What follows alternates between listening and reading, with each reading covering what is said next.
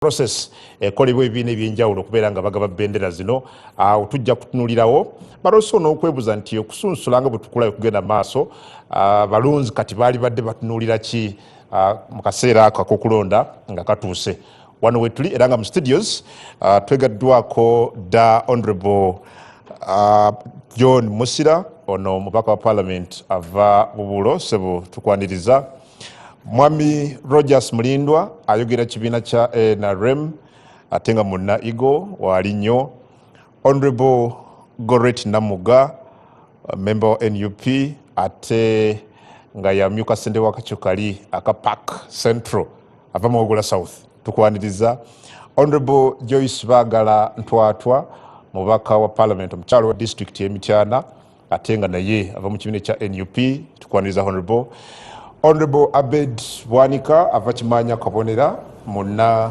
kibiina kiri ekya DF oba Democratic Front sebo nawe karibu sana atusubira okwegattibwako oba tugenda kuba twegattibwako Alhaj Latif Sebagala Sengendo ono ayogera ekifo kya bwa meya bwa division ey'Ekawempe wano mu Kampala era nga abadde bamugobera ku mikutu egy'enjawulo olunaku olwaleero Wanda Muliro agamba nti tagenda kukkiriza ebyo byakolebwa ekibiina kye ekya NUP bwe baagana okumuwa bendera egambye ajja kuba namunigina ate yakuŋŋaanyiza n'abantu bonna naddala mu Kawempe abaakolebwako kyayisa obutali bwenkanya agenda kubeera wana tunnyonnyole lwaki akoze kino naye ngaawo we tujja okutambulira olunaku olwalekkiriza tutandike buterevu nnyo ndowooza nalekane Honorable Goret Namuga ono kennyini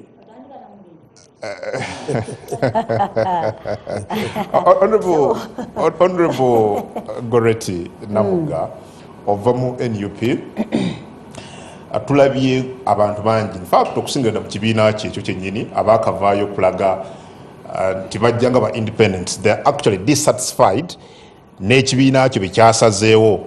Why do you think kino kiri bwe kiti? Sebo akabanga kabadde kawanvu ndowooza emyaka ng'ebiri nga sijja ku sheeno nebaza Katonda okuba nti olwaleero ndabiseeko ko Sebo onye abantu badde bambuza Honorable nga tokyabira ku Igo ku Sunday ekyamazima fe abakola mu constituency eziri ewalako okuva n'ekibuga Sunday ekalubamu mu kaseera nga tuyingidde tough political times naye nga mbebaza obuweereza bw'omuntu wange eggwanga ne bakoligi bange abaze for this show. Mwami Mulindwa nyongera okumwebaza omanyi mulimu abantu bembadde nga mbeera eyo nendowooza kuti nga Katoba Mulindwa alimba kyeggwanga naye all in all Sebo Uganda esigala etambula omukomeddewo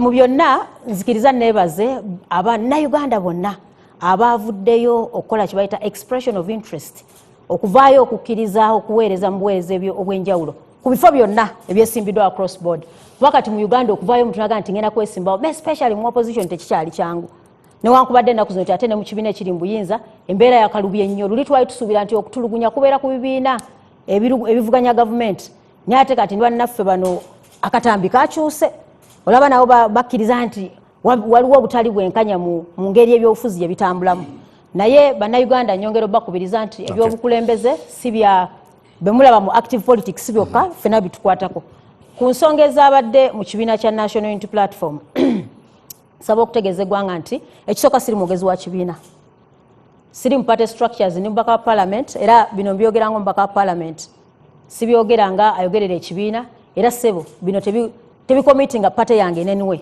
naye nsaba okusooka njozeyoze banna National Unity Platform mwena buli eyakutte flag yaffe okuba nti yesimbawo ku bifo ebyenjawulo era n'abanominati nze mu feezi eyasoose nabo tubayozaayoza ku bifo ebyasoose ku district level ne kuba mayors ku Monday egenda kuba Monday era waliwo omutendero oguddako ne ku 11 era tulina omutendero oguddako ku ma district paka bwe tunaatuuka ku babaka ba Parliament 15 ne 16 ogambye nti munupu wavuddeyo ab'emulugunya bangi kyo kituufu era nga process endala yonna bwebeera nti buli wabaawo okuvuganya wateekwa okubaawo ey'emulugunya kubanga ekifo kiri kimu kiriko abantu 8 oba 10 naye kirina okukolebwa abo abaddukanya process kati kangeze nga National Unity Platform ti Electoral Management Committee yaffe erina okukozesa obukugu bwonna okulaba nti process eno ebeeramu obwenkanya nti oli ne waba yeemulugunyizza aweebwa omukisa okukola kye bayita petition okubanga yeekubira enduulu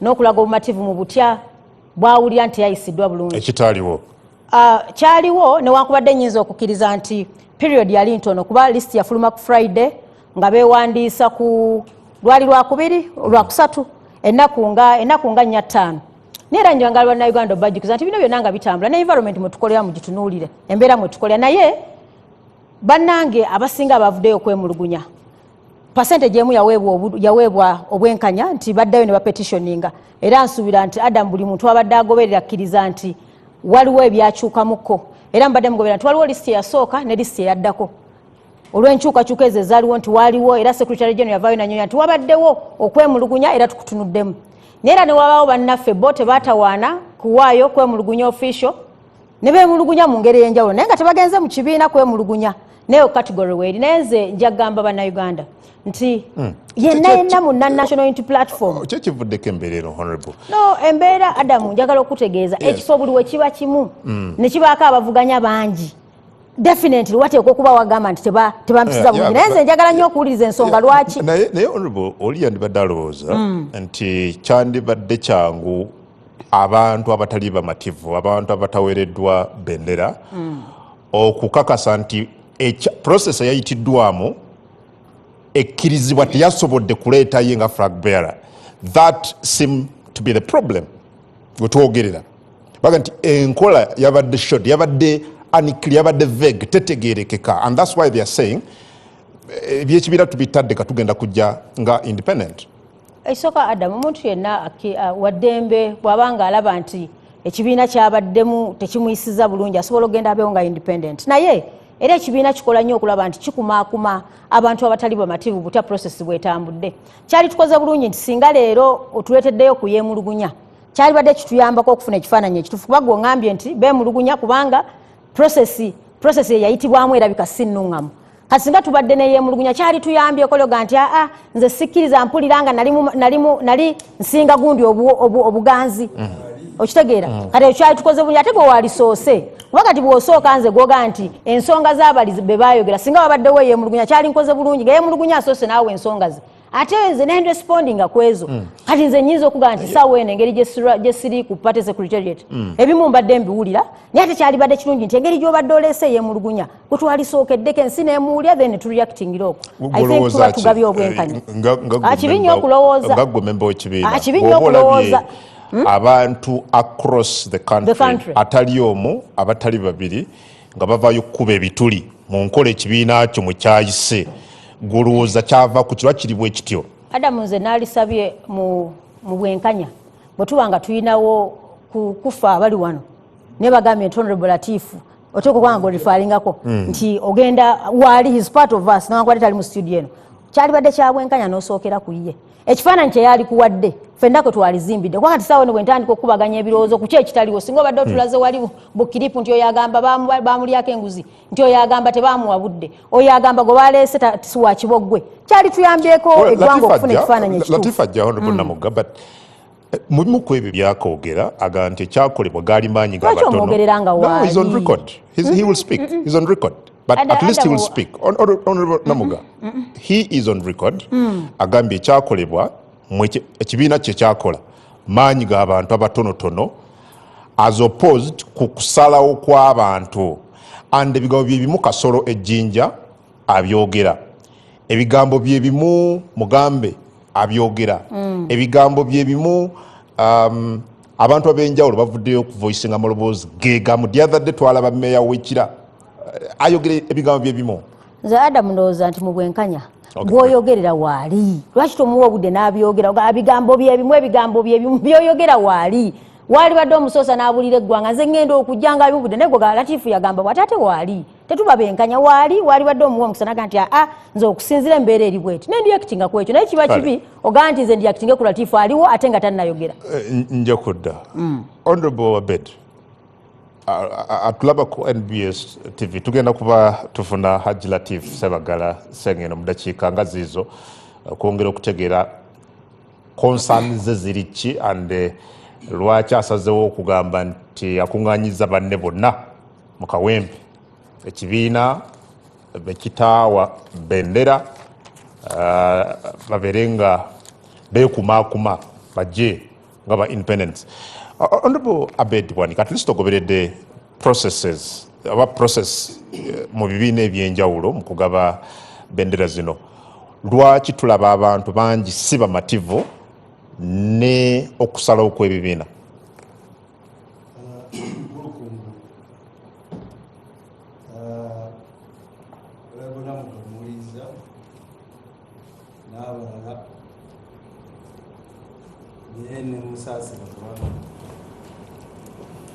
Waliwo ebintu nga bizibu okudifendinga osobola okugezaako mulabye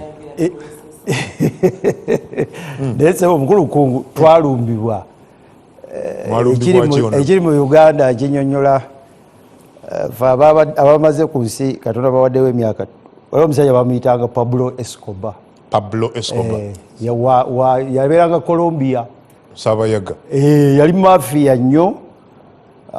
Enkola gye yatandika teyatandikira mu njaga, yatandikira mu kukola diploma za nasa ne diguli ng'aziguza abantu mwajja ssente. Bwe yamala ekyo ng'agaba empapula ez'obufere, agaba empapula ez'obufere, anoonya ssente ng'ayagala kukozesa ssente ezo nga tool of dominance. N'agenda n'atandika nga bamuziika ku malaalo enkola yaabwe bateekako amayinja kati amayinja ng'agenda n'agabbako n'addamu n'alikuguza. Pablo oyo era ng'akyusa reports, nakyo akijjamu ssente okukyusa lipooti ngezino kati zolaba zino zempulira olwaleero lipooti olinaavaayo naga nti nze nabadde nsinze badde bagiza ate mugenda okufulumyamu biti nga lipooti mpya. Kati gyali mirimu gya Pablo paka we yatuuka ku njaga n'afuna ssente mpitirivu. Ensi ezo zonna awo mu South America nga tosobola kufuuka mukulembeze nga Pablo takkiriza kubanga yalina ssente, gali w'amaanyi. Kakati ekiri mu Uganda twafuna ba Pablo Escobar version ya Uganda badidde wano kyetulimu wano kyetubaddemu wano bali mu kukuŋŋaanya ssente, basika abantu babasikako ssente ku nkomero kyebaagala bwe tutakitangira kati bagenda kukozesa ssente ezo nga tuulu ekikozesebwa okufuna ebintu ebirala. Gwe tewewuunya nkuwulidde awo bino byoyogera sigweka bimanyi biri mu public mutebitwamuwulidde. Nze nyinayo ne mukwano gwange abaddeyo eyo anoonya bwero si chairperson 5 bamuggyeko million 12 120 mu Wakiso muno ng'ayagala bwa LC5 bamututteko million 12 bamubba luli 220 mugumu kati bamuzemu anko n'owulira kansala oziwa bananyini kibiina ba Pablo Escobar bakola kintu kyabwe kikuŋŋaanya ssente kikuŋŋaanya ssente. Wawulidde omuvubuka kansala bakusabye million 10 afubye aleese 6.5 nazo zibuliddeyo zibuliddeyo. Kati abafaanana abatannayogera be basinga obungi, abatanafuna buvumu obwo bujja wakungu naga nti kaŋŋere ekirungi oleese Latifu namulabula nga ndi ku NBSN wenyini nyemugagwe tebagenda kuwa kaadi kuba ba Pablo tebasobola kuwa Latifu kaadi.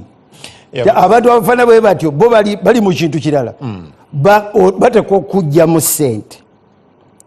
Projekiti yaabwe ya ssente bazikozese kubanga bwamanya nti kasi afuna ssente bwati agenda kuditamininga ebintu bingi nnyo ate abeera muwali mu maaso nga asobola okukozesa ssente ezo era okufuga abantu baffe. Kati tuli mu kizibu ekinene bw'olaba ebyavuddemu abantu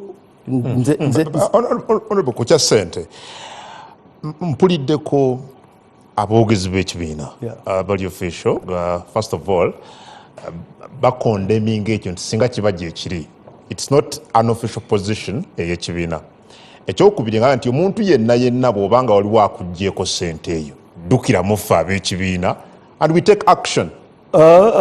Ebyo bigambo gwoleese ennyini gwe bayita Latifu bwe yakiraba ekyo nga bukyali n'awaaba nempulira abakulembeze b'ekibiina nga baga nti tuwera kuteekawo akakiiko kanoonyereze na buli kati lipooti temanyiddwa weeri kuba eyo lipooti si ya kibiina bubiina eyo lipooti kasa kijja mu public eba eteeka okumanyibwa mu public kakati kino ekyokugamba nti buli ayina obuzibu ajje gye bali oli yajja Latifu yajja actually omu ku benewuunya abatambuza olugendo mu ngeri y'amagezi abadde Latifu Ssebaggala oyo kuba ye bwe yafuna ekizibu laga nti nawulidde Nyanzi yayogera na Nyanzi kuba ye erinnya yalyogera yaga nti Nyanzi ono engeri gy'atambuzaamu ebintu si ntuufu bali ne tulowooza nti bakoze bulungi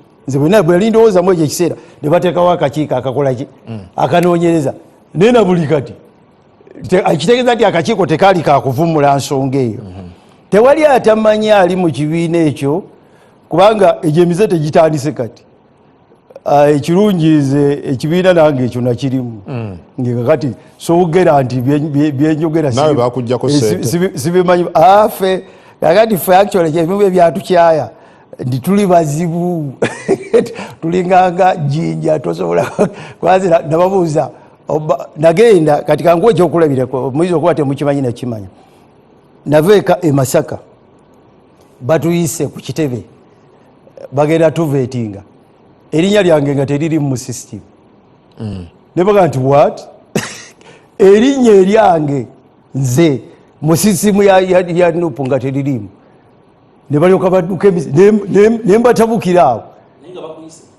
bampise 2 nga erinnya lyange mu system nerikola ekyali ngenda obabuuza lwaki teri mu system kuba nsali omu kubaali bakkiriza okuwaayo akantu kakati enkola eyo noonye politics waffe nja kudda kansuke nfunde Haj Latif Ssebaggala. Well, Haj, assalamu alaikum, tukwaniriza ko NBS Eagle olabiddwako olunaku olwaleero nga wanda muliro eri ekibiina kyo oga nti waliwo obutali bwenkanya nga bakamala okukuma bendera era wayogera ebigambo bye bimu n'ebisinze ku byogedde olunaku olwaleero olangiridde ojjanga independent lwaki toli mu mativu ate nga ekibiina kyatugamba kyakola kyayita mu nkola ennambulukufu ekimala nga tekinaba kugaba bendera eno?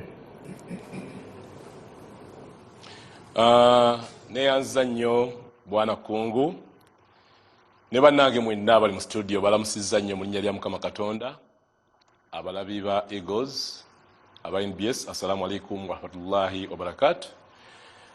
Mbeebazizza mwenna bannayuganda ate n'okusingira ddala bannakawempe North bannakawempe Division mwenna mwebale nnyo Kawempe North ne Kawempe South. Ate era Bwana Kungu n'abatulaba nakumya olunaku lwajjo sibadde mu ggwanga naye ebyo byonna nga bwe bibadde bitambula mbibadde mbigoberera bulungi nnyo nga bimanyi nti ensi yafuuka kaalo era njagala sinakugenda wala okwebaza bannakawempe mwenna betubadde nabo era abakyali maka gaffe Ekisaasi olwa programu eno nziruse ne mbalekawo naye ng'okuva ku ssaawa 3 bali awo mu bungi beebale nnyo beebali ddala omukwano gwe bandaze n'obwagazi n'essuubiri banninamu mbagala beebaza mwebali nnyo mwebali ddala. Akati njagala okwongera okutangaaza ku nsonga ez'omunda mu kibiina kyaffe. Sandyagadde kugamba nti nzoogerako kubanga waliwo ekintu wootuuka n'oga nti ebyo byaggwa kakati owaayiro ekiriwo tugende n'ekitambula. Naye olw'okuba nti oyagala okusomesa abantu n'okugya ekifaananyi kubanga babeera ku programs nnyingi babloga bo gwafuuka mulimu oli ayinza okwogera byayagala naye bw'obeera nga oli focused tebayinza kujja ku mulamwa osigala oyogera by'olina okwogera ebitegeerekeka. Ndowooza mu bantu boyinza okubalira ku ngalo mu ggwanga lino ababadde ku ludda oluvuganya ebbanga lyabwe ery'obuto mpaka kati bwe tusajja kudde Latifu Ssebaggala Ssengendo toyinza kumusuula bbali nti mbadde ku ludda oluvuganya okuva we nava mu ssomero ne nyingira ebyobufuzi sibeerangako mu kibiina ky'NRM newe kibeeranga wali ng'ebibiina byali tebikkirizibwa naye twabiina mu mutima era twatambuliranga awo. Akati omuntu okubeera nti abadde mu byobufuzi by'eggwanga lino ku buvubuka bwaffe nga tukyali bato nti emyaka gyange gino 25-30 nga ndi mu byabufuzi naye nga ndi ku ludda luvuganya, nsuubira nti omuntu oyo aba n'ensonga era alina okuwulirizibwa abo abalina okuwuliriza, kubanga mu mbeera zonna obukulembeze buno olwaleero okubeera ku opposition okumala emyaka gino gitumazeeko obanga akutte eryanda mu ngalo. Naye omuntu okugamba nti akutte eryanda mu ngalo okumala ebbanga lyonna, abantu bagakutte emyaka 4 ne bagata, emyaka 6-10 ne bata, opposition n'agivaamu. Sijja ngumiikiriza nnyo, naye bwana Kungu n'abatulaba Latif Ssebaggala Sseŋŋendo abadde mugumu ebbanga lyonna era akyali mugumu. Akati bwe twali mu kisanja kyange ekyasembayo mu Parliament nali ku independent era nze omu ku baasooka okwaniza Honorable Robert Kyagulanyi Ssentamu mu kalulu k'ekyaddondo ne tutambula bulungi nnyo mu kisinde kyaffe ekya People Power era ekibiina kyaffe bwe twagamba tweyubudde nze omu ku bantu abatono. In fact twayagala nnyo noga tukole kokasi yaffe by then nende tikya ne tuwabulwamu ne kitasoboka okukola kokasi mu kiseera ekyo. So n'olwekyo njagala kakasa bannayuganda bonna nti ensonga z'okulwanirira abannayuganda n'okubeera ku ludda oluyitawo ekyukakyuka abadde omu ku birungo ebiri mu nteekateeka efaana bwe. Akati lino jjo ly'abalamu lungi njagala tugende ku kyabaddewo ekizibu kyo ne process eyayitiddwamu ekibiina okubeera nga bagaba ticket. Oyo ovuddeyo era n'oyongera ng'oyogera olunaku olwaleero n'ogamba nti eby'abantu ogamba nti buli awali umbrella tiikinga tebigeza ne bikola ku mulundi guno. Contrary ku ebyo by'ozoyogera, aren't you being reactive olw'okuba nti ekibiina tekyakuwadde bendera? Bwana Kungu n'abatulaba ffenna tukkaanya bulungi nnyo nti kaadi y'ekibiina si keeki ya mbaga. Keeki y'embaga bwe tugenda ku mbaga basalaasala keeki eyo, buli muntu ali ku mbaga abasinga obungi ne bafunako ka piisi. Kaadi y'ekibiina si kaadi ya mbaga, si keeki ya mbaga. Kiba kitegeeza tuyingira mu lukaano nga tumanyi nti at the end of the day agenda okutwala tikiti ali muntu ki, teri alina kubuusabuusa nsonga eyo n'omulundi n'ogumu. Kubanga bw'ogamba nti ogenze mu process efaana bwetyo nga muli abantu abasukka ku omu, kiba kitegeeza ku omu kwabo kwe kugenda okuva alina kaadi.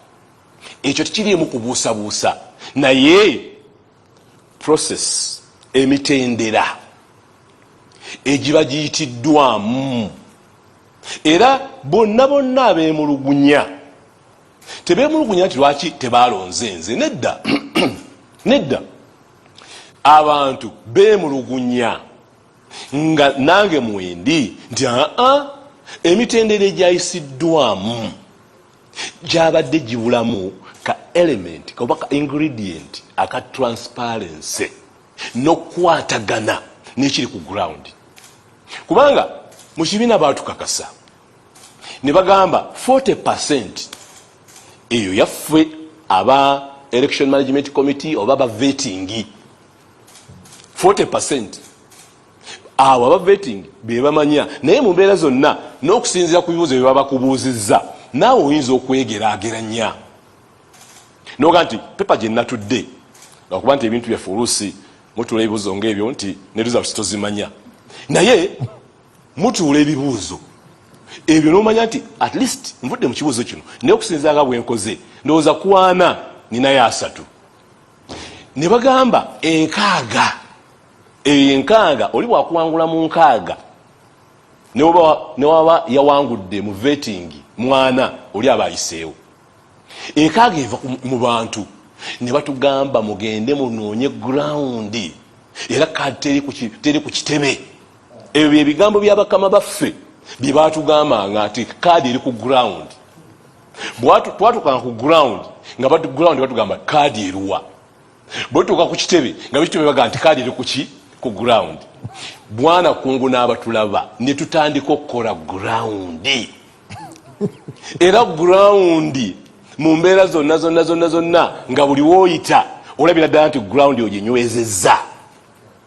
Era bannakawempe bannayuganda abenyewe kanyuge kawempe nga beebuuza nti baddange obudde buggwayo tiimu ze baagamba okusindika ku ground nga tetuziwulirangako.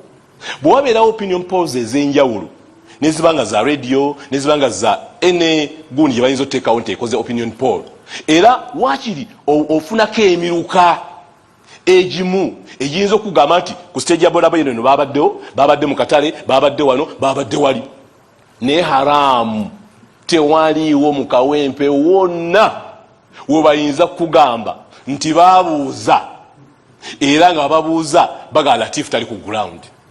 Tewaliiwo ekyo nsimbawo n'omukono, tewaliiwo kugenda ku ground kwonna kwe bakola kubanga singa kuwaliwo nkakasa bulungi nnyo nti bandibadde bategeera Latifu Ssebaga ngendo kyali ku ground. You subjected yourself. Haji Latif, you subjected yourself ku process eno. I'm wondering oba wali osuubira something different. That's one. Ekyokubiri, ekibiina kyakugamba nti oyo yenna atali mumativu waliwo omukisa gw'okuddukira gye bali, ensonga ezo z'oyina ne zitunulwamu, ekyo tewakikola okujjako okuvaayo okulangirira nga bw'ogenda okujja nga independent. Bwana Kungu wamu n'abatulaba, omanyi omuntu walwa ku kyalo amanyi enkuba eno etonnya gy'eva. Ebyobufuzi tubibaddemu ebbanga. Nze okuvaayo nenkola statement nenkola video nalina ensonga. Lwaki nakola video eyali erambika nga enenya abamu ku bakulembeze mu kibiina nga ndaba engeri gye batambuzaamu ebintu ereetawo abaana n'ebyana. Ensonga eyo nenjogera bulungi nnyo. Abamu ne batuuka n'okugamba nti ovuddeyo noyogera ku nsonga efaana bwetyo toyagala kaadi. Ne mugamba nti emyaka gyange ne experience yange bwe mba sisobola kwogera ku nsobi zembandabye ng'ate njogera ku nsobi eziri awalala, nja kubeera siri fair eri ekibiina kyange n'eri eggwanga lyonna. Nenjogera ensonga ezo bwe nazoogerako nga bwe nazirambika. Ekyewuunyisa Bwana Kungu n'abatubuliza nga bwe nalambika bonna enteekateeka gye nayogerako eyali etambula mu kawempe, njagala bakakasa era ye yafulumizza lisiti efaana bwetyo nga bwe najogera. Kakati bwe mba najogera bujjukire enkeera press conference n'etuula. Bateekawo committee mu press conference wandibadde oyita mu mitendera gy'ekibiina. Yes, balingati bateekawo akakiiko okuwuliriza, akakiiko ako ndowooza kaliko n'omukyala Aisha Kabanda okuwuliriza ensonga zo. Maybe you need to put it on record. Wayitibwa okuwulirizibwa, akakiiko kano kaatuula, ensonga zo kye kyatuukawo.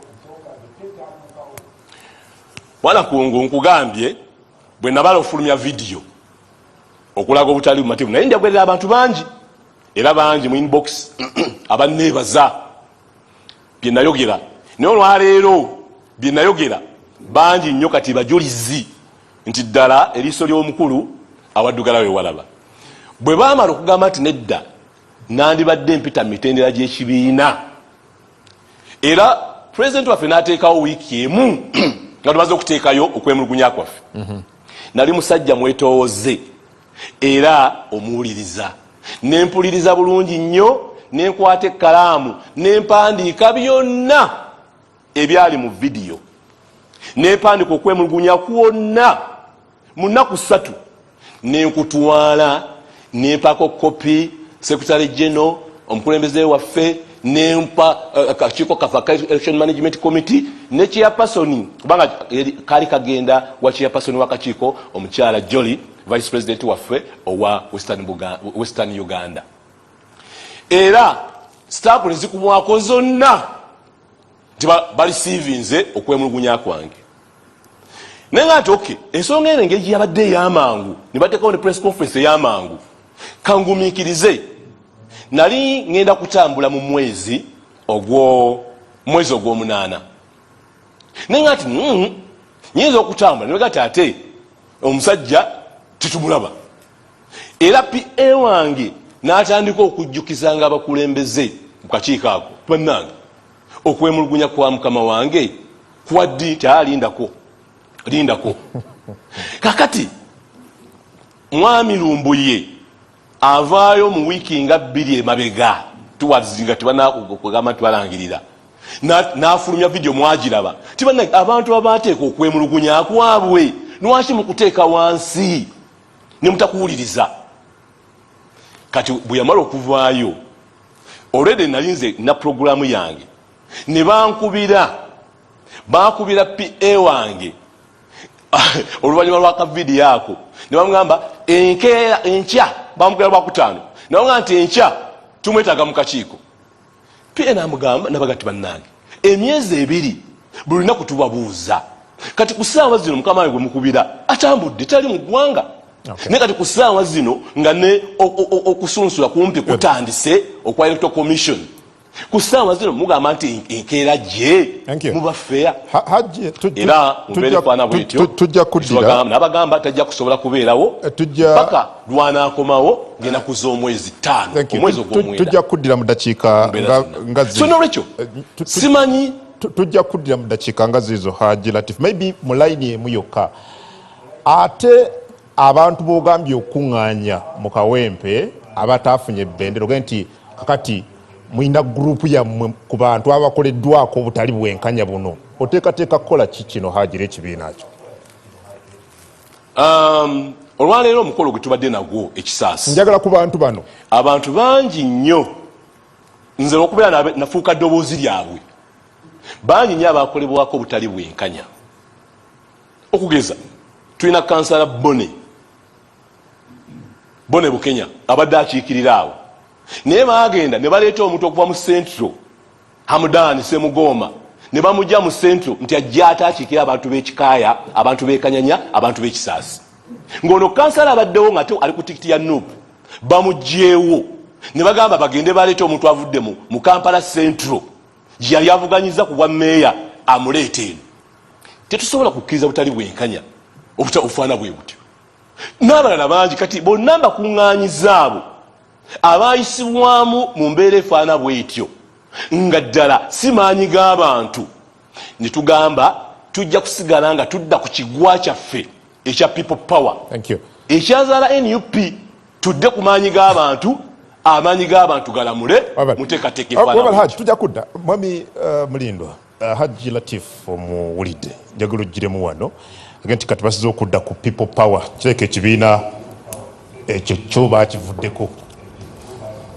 bagamba bambi mpuliriza Haji Latif Ssebaggala ne mmanya nti yakategeera nti Nuupu ewuddiisa lumu twali ku barometa neko nalabona mboozi ndowooza wiiki singa 2 ne mujjukiza akagero kali Museveni tajja kwesimbawo najjayo empapula tajja kumalako campaign n'azimalako takawangula akalulu n'akawangula tajja kulayira n'alayira taweza nnaku 10 neziyitawo emmeeri emunonye neyingiza ebintu byaffe ne babikwasa kooti y'abantu nakaite tuulanga naye ng'abo abantu abakulu ng'oyogolaba nga nabo baawulirizanga emboozi eyo ne babikkiriza leka kibakwateko bakiwulire nti Nuupu ewuddiisa nabagamba wano nibagamba nti singa Nuupu yali etegeera enjawulo y'ebigambo vetting and voting toyinza genda mu elections nogamba you are going to vote nogamba abalala bonna babi because bw'oba okola vetting okola background checking ogezaako okulaba abantu bano ani alina qualities zetwetaaga, ani alina ebisaanyizo bino, ani akola kino. Nesigamba nti bonna babeera babiri mubaamu omu. Bw'olonda omu oba okoze voting, naye singa Nuupu yagenda nega nti abantu bali bataano, wano tututewo babiri, wano basatu, wano tututewo omu, wabula newoyinza okutuuka nga balala bonna tebatuukana na kifo ekyo.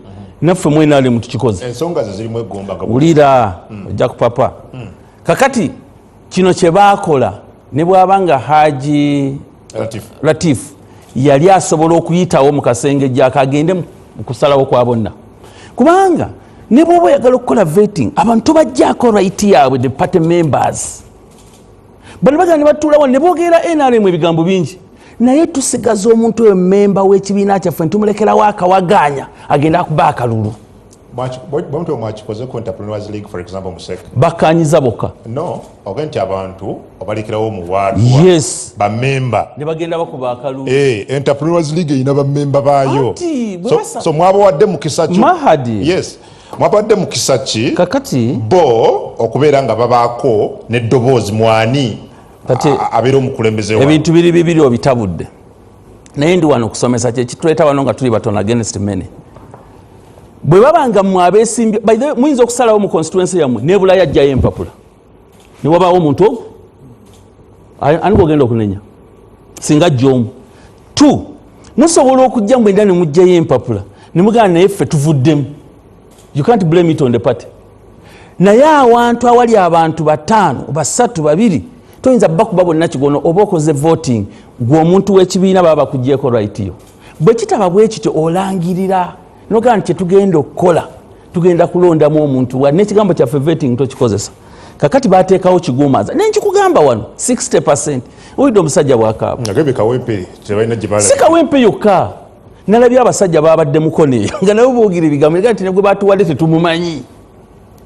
Nenkugamba nti 60% eriko kozi oli amuyisani aliwa Honorable Dr. Abed Wanika omugezigezi waffe oli Pablo.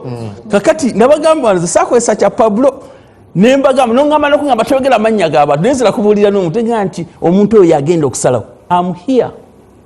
Singa wadde ompadde budde nandikubidde list y'aba MP abagenda okuyita mu Buganda yonna nenjikuwa abalina fulaga ya Nuupu nandikuwadde list era nandibadde nkugamba nti ono bamuwadde ddali fulaga Namuga oli bakyabitankana ekiyinza okuwonya eyo akawaayiro ke bataddeko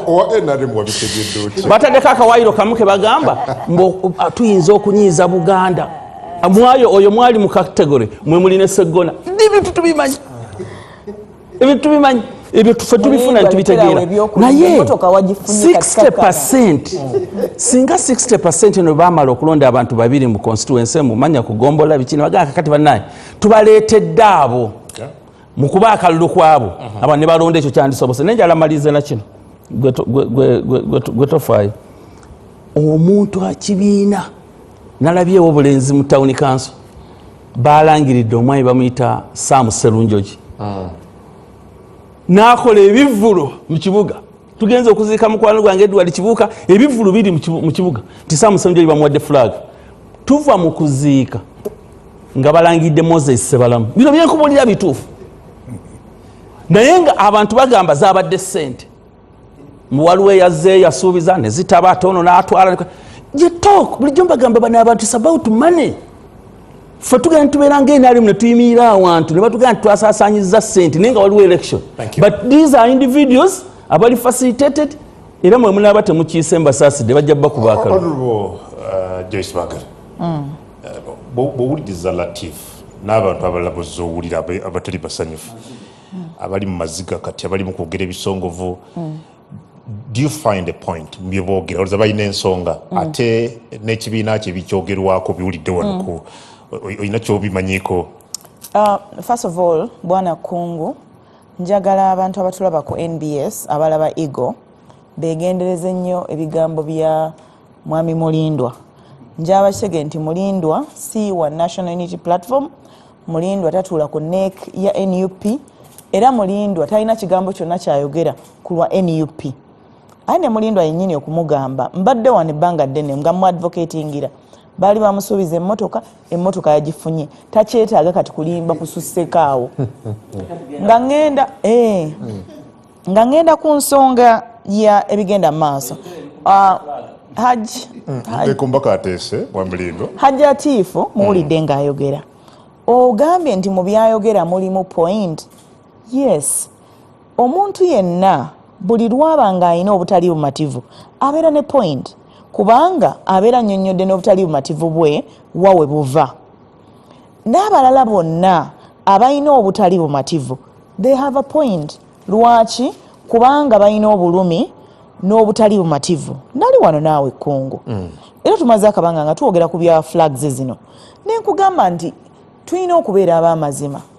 Buli kalulu konna lwe kabeera ne wekatabeera kalulu, buli loosi yonna ekosa omuntu oyo engeri gya reactingamu kiva ku ye ng'omuntu, ku kikula kye ng'omuntu, ku mbeera ze ng'omuntu, ku butya bw'awulira. N'olwekyo omuntu bw'abanga tafunye flag nga muli awulira ddala nti yandibadde agifuna, bwe yeemulugunya abeera ne point, aba ne point. Naye wuliriza kino, ekibiina kyateekawo enteekateeka eno. Wabadde oyogera n'okwogera ng'ogamba Latifu naye process wagitegeera.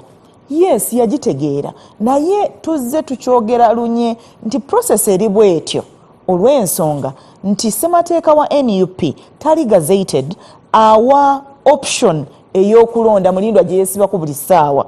Ate naye akimanyi ky'ova buli kaseera aba akireeta kubanga ali sure nti National Unity Platform for now terina ssemateeka oyo.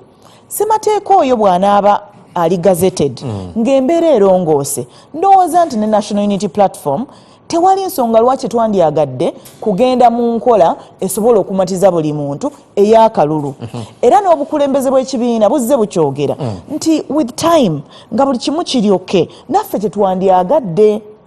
Now but honorable ne bwe mwasala okukosa nkola eyo yennyini olw'embeera bw'owuliriza ebigambo bya Hajji Latifu yakugambye ne 60% eyogerwako tayina ne wali awulidde nti waliwo abajja wakiri ku kastage ka boda akawali oba mu kifo bwekiti okunoonya ground eri etya tayina we yakiraba.